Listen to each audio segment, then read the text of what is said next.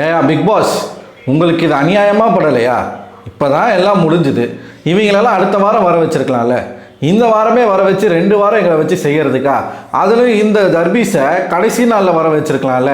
2வது நாளே வர வச்சு நீங்கள் அவன்கிட்ட இருந்து என்ன கண்டென்ட் எதிர்பார்க்குறீங்க? அவன் வந்ததுமே தன்னுடைய தற்பெருமையை பேச தான் ஆரம்பிச்சிருக்கான்.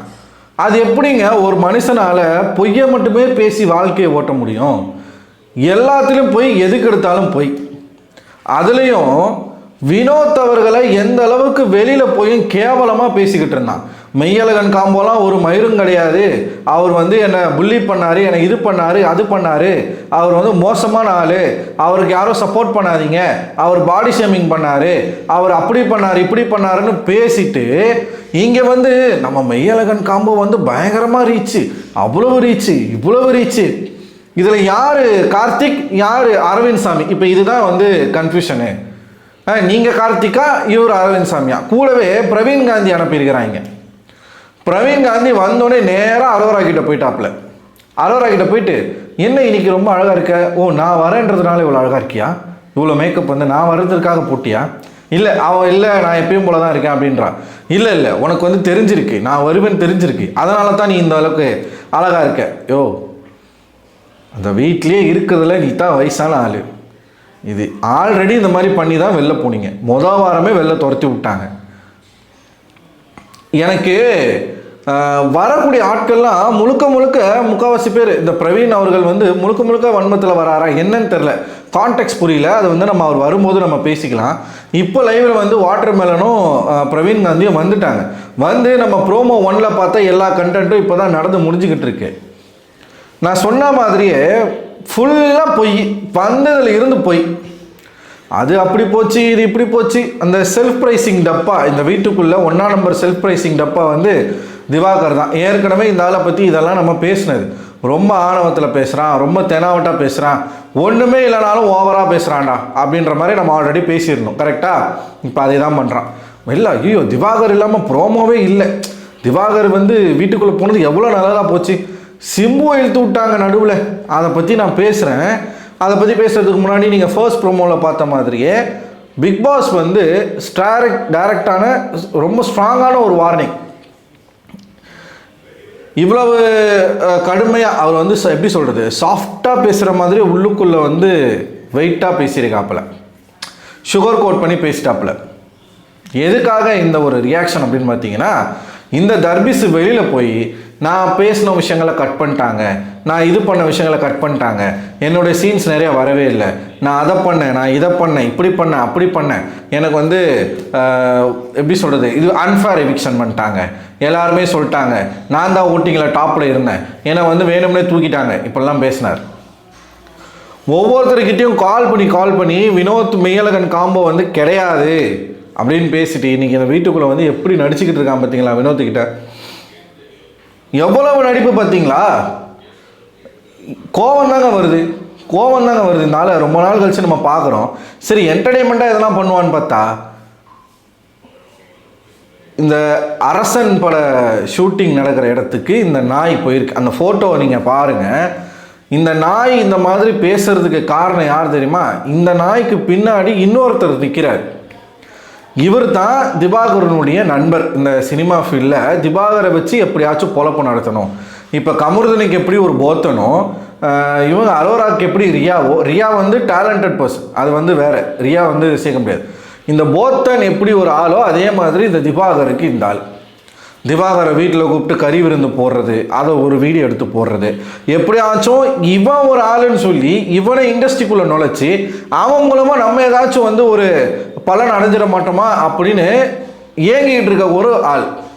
இவர் தான் ஷூட்டிங் ஸ்பாட்டுக்கே கூப்பிட்டு போகிறாப்புல. அங்கே என்ன நடந்துச்சுன்றது நமக்கு நல்லாவே தெரியும். வெளியில் அது என்றைக்கோ வந்துருச்சு. பச்சையாக போய் அந்த ஹவுஸ்மேட்ஸ் கிட்ட, அரசன் பட ஷூட்டிங் நடக்குது, நான் வந்து அங்கே எங்கள் ஊர் பக்கத்தில் தான் நடக்குது, நான் போயிருந்தேன், நான் வெளியில் என்ன பேசினாலும் அப்படியே டயலாக் அச்சு பேசுகிறாமல் அங்கே போய் பேசுகிறான். என்னை பார்த்ததுமே வந்து சிம்பு சார் வந்து ஷாக் ஆகிட்டாரு. என்ன வாட்டர் மெலன் சாரா, நீங்கள் எனக்காக வெயிட் பண்ணுறீங்களா? நீங்கள் ஏங்க எனக்காக வெயிட் பண்ணுறீங்க? நீங்கள் எவ்வளோ பெரிய ஸ்டாரு அப்படின்னு வந்து என்னை வந்து கட்டி பிடிச்சிக்கிட்டு என் கூட வந்து ஃபோட்டோ எடுத்தார். டேய் ஏண்டா டேய் தர்பீஸு வேணாம் தர்பீஸ், வாயாலே 3 பெரிய படத்தில் கமிட் ஆகிருக்காரான். யார்? இந்த மூஞ்சி. இந்த ஆள் வெளியில் வந்தவொடனே இந்த ஆள் ஓப்பன் பண்ணுற எல்லா இன்ஸ்டாகிராம் அக்கௌண்ட்டையும் ரிப்போர்ட் அடித்து தூக்குறாங்க. இந்த ஆள் இன்ஸ்டாகிராமுக்குள்ளே வரக்கூடாதுன்னு சொல்லி இவனை ஓப்பனே பண்ண விடாமல் இப்போ ரீசெண்டாக ஒரு தம்பி வேறு ஒரு ஸ்கேமில் மாட்டியிருக்காப்புல. அதை பற்றி நம்ம பேசலான்னு நினைக்கிறேன். உங்களுக்கு ஓகே, இந்த கொடுவாய் அன்பு தற்குறியாக இருக்கலாம், இவ்வளவு தற்குறியாக இருக்கக்கூடாது, பேசலான்னு சொன்னீங்கன்னா நான் அடுத்த வீடியோவில் பேசுகிறேன். அது மட்டும் இல்லாமல் பார்வதி ரெட் கார்டு வாங்கிட்டு போயிட்டாங்க, அவங்கள பற்றி பேசக்கூடாது, அது ஒரு செத்த பாம்பு, அதை போட்டு அடிச்சுக்கிட்டே இருக்கக்கூடாது அப்படின்னு சொல்கிறாங்க. ஆனால் வெளியில் அந்த செத்த பாம்பு பண்ணக்கூடிய வேலைகள் வந்து கொஞ்சம் நெஞ்ச வேலைகள் கிடையாது. நிறைய விஷயங்கள் வந்து இப்போது அவங்கள பற்றின அப்டேட்ஸ் வந்துக்கிட்டு தான் இருக்குது. அதை பற்றி பேசலாமா வேணாமான்னு நீங்களே சொல்லுங்கள். நீங்கள் சொன்னீங்கன்னா நான் பேசுகிறேன், ஓகேவா? So back to the video. ஒரு பக்கம் வியானா பில்டப்பு. வியானா வந்ததுலேருந்தே அதாவது இந்த வீட்டிலேருந்து வெளியேறிட்டாங்க.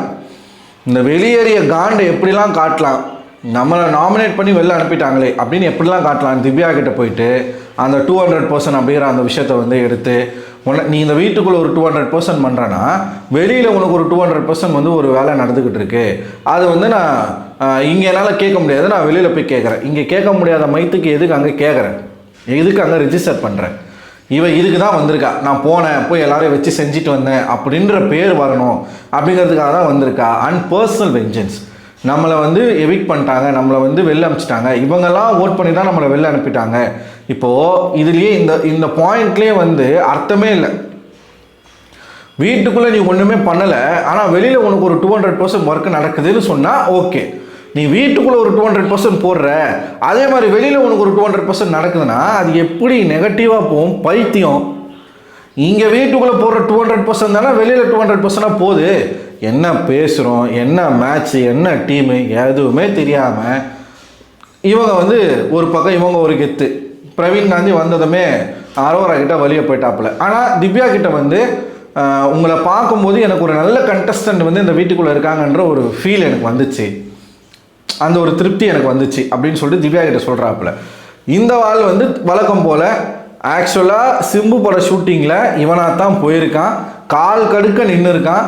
நின்று கேரவன் கிட்டே போய் நின்று சிம்பு அவர்கள் வந்து பார்க்கணும்னு சொல்லி சிம்பு அவர்களுடைய பிஏ வந்து சிம்பு கிட்ட போய் சொல்லி, யாருப்பா அது, இப்போ சிம்பு அவர்கள் வந்து வாட்டர்மெலன் ஸ்டார் அப்படின்லாம் வந்து பார்க்கல, யாரோ நம்மளை பார்க்க வந்திருக்காங்க, யார் அது அப்படின்னும் போது சார் அவர் வந்து ஒரு இன்ஸ்டாகிராம் இன்ஃப்ளூயன்சர் மாதிரி சார், இப்போ பிக் பாஸ்க்கு எல்லாம் போயிட்டு வந்திருக்காரு சார் அப்படின்னோடனே பிக் பாஸ் ஷோ வந்து அவரும் ஹோஸ்ட் பண்ணியிருக்கா போல பிபி அல்டிமேட்டு. அதனால் வந்து பார்த்துட்டு இவர் ஃபோட்டோ எடுக்கணும்னு கேட்டு அவர் ஒரு ஃபோட்டோ எடுத்து கொடுத்துருக்கிறார். இவ்வளவு தான் நடந்துச்சு. இது அங்கே நடந்தது. ஆனால் இவன் வந்து கதை கட்டுறது என்ன, நான் ஷூட்டிங் ஸ்பாட் போனேன், நான் வந்ததை வந்து சிம்பு சார்கிட்ட சொன்னோன்னே சிம்பு சார் ஷாக் ஆகிட்டார். நான் உங்கள் வீடியோலாம் பார்ப்பேன், உங்களுடைய ரீல்ஸ் எல்லாமே பார்ப்பேன், நீங்கள் பயங்கரமாக நடிக்கிறீங்க, சூப்பராக பண்ணுறீங்க, பிக் பாஸ் வீட்டுக்குள்ளே பிரமாதமாக. அவர் பிக் பாஸ் உட்காந்து பார்த்துட்டு இருப்பாரா? டேய், எதுவும் நம்ம ரியாக்ட் பண்ணக்கூடாது, அசிங்கமாக எதுவும் வார்த்தை விட்டுறக்கூடாதுன்னு பார்க்குறேன். 2வது நாள் இவன் வந்து எல்லாத்தையுமே சொல்கிறாங்க, வெளியில் நடந்த எல்லாத்தையுமே சொல்கிறான். அது திவாகர் இல்லாத ப்ரோமோவே இல்லை. பார்வதி எப்படியோ அப்படி தான். பார்வதி வந்து பூம் பண்ணுறதுக்கு வெளியில் ஆட்கள் இருக்காங்க, இவனுக்கு ஆளே தேவையில்லை, இவனே அவனை பூம் பண்ணிப்பான். பொறுத்து பார்த்தாப்புல இந்த சிம்பு மேட்டர் சொன்னோடனே பிக் பாஸ் வந்து கோவம் வந்துருச்சு. என்ன எவ்வளோடா பொய் சொல்லுவேன், இப்போ பொய்யா பேசி தானே வெளில அமிச்ச உடனே மறுபடியும் வந்து பொய்யா பேசிக்கிட்டு இருக்கேன்னு சொல்லி, திவாகர் வெளியில் நடக்கிற விஷயங்களை இங்கே சொல்லாதீங்க அப்படின்னு பயங்கரமான ஒரு எச்சரிக்கை. இங்கே ப்ரோமோவில் பார்த்த மாதிரியே தான் கரெக்டாக இதே மாதிரி நீங்கள் பேசிகிட்டு இருந்தீங்க அப்படின்னா அங்கே ஒரு 3 கேமரா தெரியுதா, அந்த கேமராவுக்கு நடுவில் வந்து ஒரு கதவு தெரியுதா, அந்த கதவு வழியாக நான் வந்து வெளில அனுப்பிச்சிடுவேன். அதை தாண்டி அசிங்கப்படுத்துகிற மாதிரி என்ன தெரியுமா சொன்னார், நீங்கள் இப்படிலாம் பேசிகிட்டு இருந்தீங்கன்னா நீங்கள் உள்ள என்ட்ரி ஆனதை மட்டும்தான் நான் போடுவேன், மிச்சம் இல்லாட்டி நான் கட் பண்ணிடுவேன். இந்த வெளி உலகத்து விஷயங்கள் பற்றி நீங்கள் பேச இந்த பில்டப் கொடுக்குறான்ல, நான் அப்படி ஆகிட்டேன் இப்படி ஆகிட்டேன், என்னை நினச்சி ஒரு குழந்தைலாம் அழுவுது, அந்த குழந்தையெல்லாம் மண்டையிலே கொட்டணும். அவங்க பெற்றோர்கள் வந்து சரியாக வளர்க்கல நடத்தும். அப்போ இவனெல்லாம் பார்த்து குழந்தை அழுவுதுன்னா அது எல்லாமே வந்து நான் கட் பண்ணி தூக்கிடுவேன். அப்புறமா ஃபுட்டேஜ் இல்லை, கட் பண்ணிட்டாங்கன்னு வந்து நீங்கள் புலம்புற மாதிரி ஆயிரும். நீங்கள் வெளியில் போகவே இல்லை, நீங்கள் இந்த வீட்டுக்குள்ளே தான் இருக்கீங்க அப்படிங்கிற ஒரு கதாபாத்திரத்தை அப்படியே மெயின்டைன் பண்ணுங்கள், அதுதான் உங்களுக்கு நல்லது அப்படின்னு அசிங்கப்படுத்துகிறாப்புல. வந்து அசிங்கம் பண்ணுமா?